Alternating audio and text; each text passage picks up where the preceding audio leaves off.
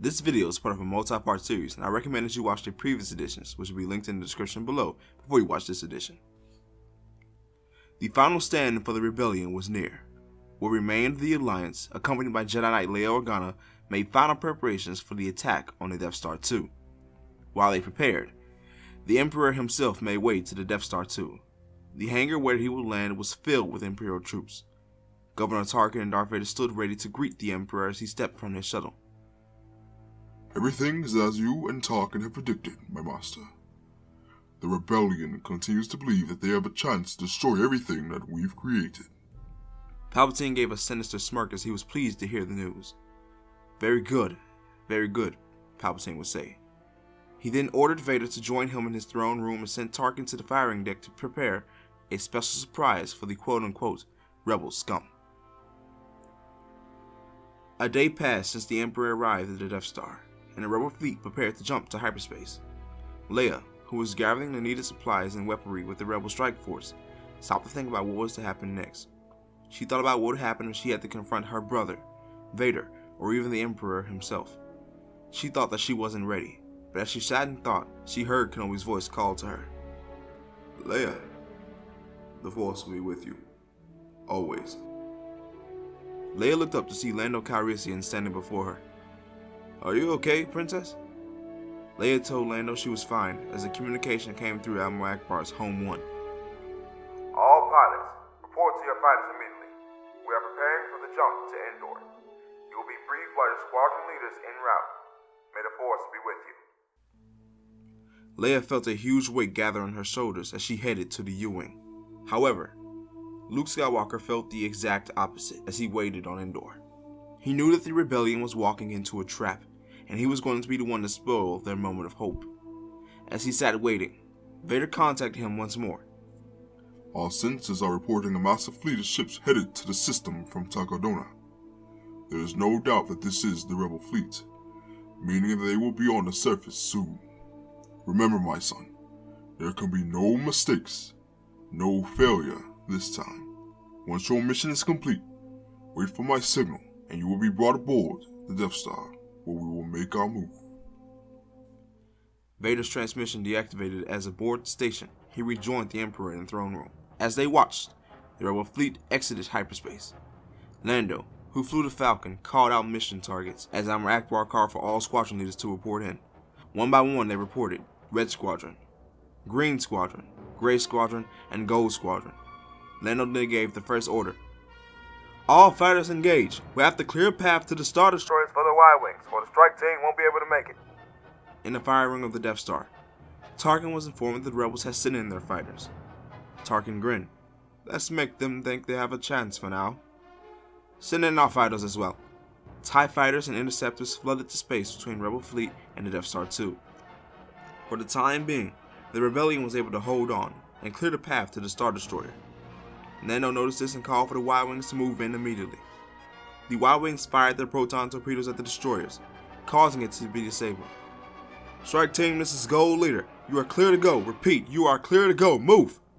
Chewbacca roared as the U-Wing, flanked by X-Wing starfighters, launched and made way to Endor. Leia prepped as blaster fire rocked the U-Wing. They made it past the disabled Star Destroyer but found themselves flanked by TIE fighters. Rogue 2, take care of those fighters! You got it, Rogue Leader. The X-Wings broke off and fought the TIEs all the way to the surface. Luke could see the U-Wing land and knew that this was his time to get into position. He made way for the shield generator and waited for the strike team. As they landed, Leia told Chewbacca to take his forces, head west, and wait for her signal. As the fighters dueled in the air, Leia took her squadron straight to the shield generator, taking on any Imperial forces that stood in her way. She attempted to refrain from using her lightsaber in order to not draw too much attention to her small force. As they fought their way to the shield generator, aboard the Death Star 2, Palpatine thought it was time to unleash the full power of the weapon.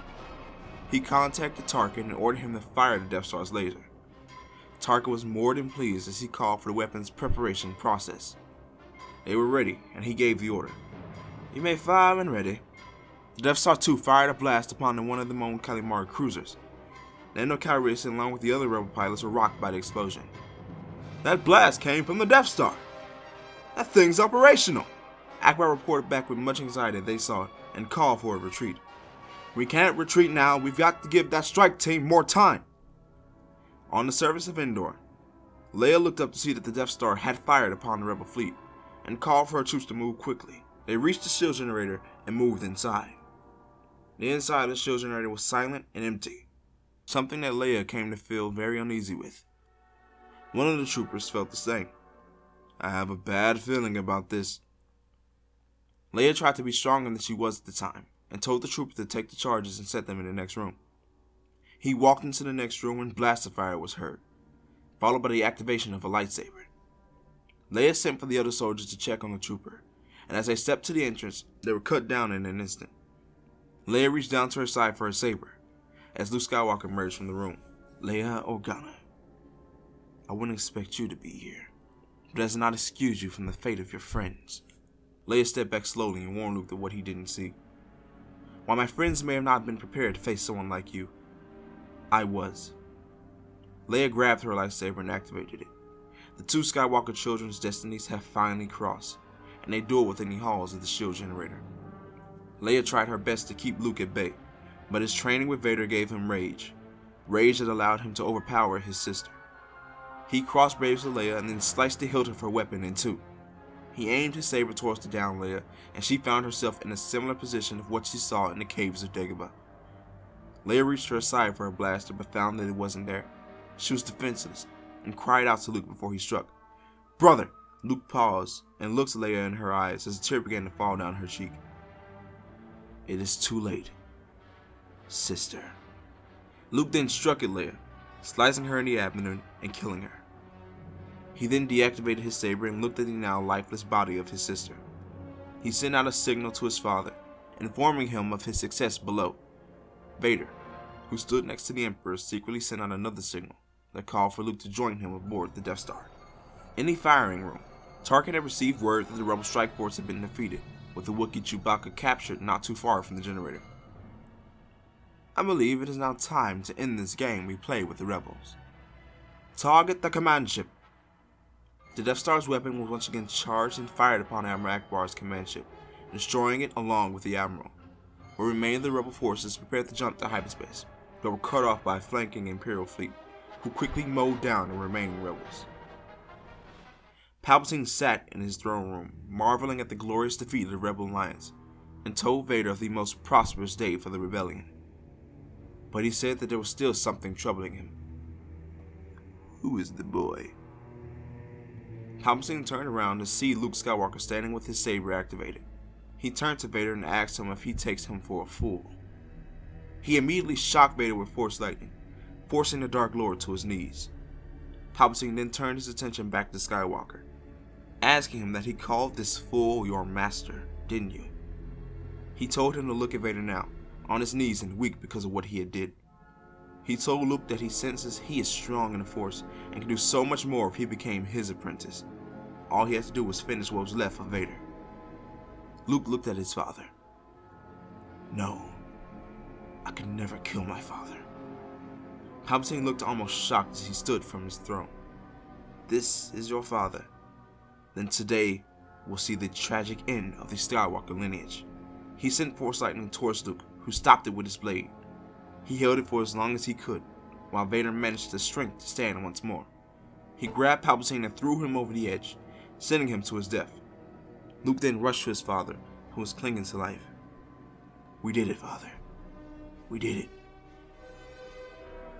And that is the end of the What If Luke Joined the Imperial Academy series. It's been an amazing honor to write this 10-part series for you all, to really kind of expand what I'm doing in terms of my writing, and I really enjoyed making this series. Now, if you've been following the Marauders Guild on Twitter, which is at Marauders Guild, you may also know that I said I was going to announce the next What If series in this video. It's something that I personally find will be challenging, but will be a blast and a joy to write. It is What If Starkiller was canon. Now, the idea behind this next series is to fit Galen Merrick in the new canon of Star Wars. We know how he fit into Legends, but of course what happened in that timeline won't fit in the new timeline. So as I said, we're going to be fitting Starkiller into that timeline and seeing how he would work in the new Star Wars canon. So I really can't wait to begin writing that. Expect that first episode to be up within the next week or two. It's going to be a while to write because there's a lot of research that has to be done to make sure that I have everything 100% the way it needs to be. But as I said, thank you all for enjoying this series. I know it's been a pretty rocky week in terms of content. I've had an internet outage and a power outage to deal with, so I wasn't able to upload that much, but luckily I'm back and going full force with the next What If series, so definitely stay tuned. And until the next time, May the force of others be with you.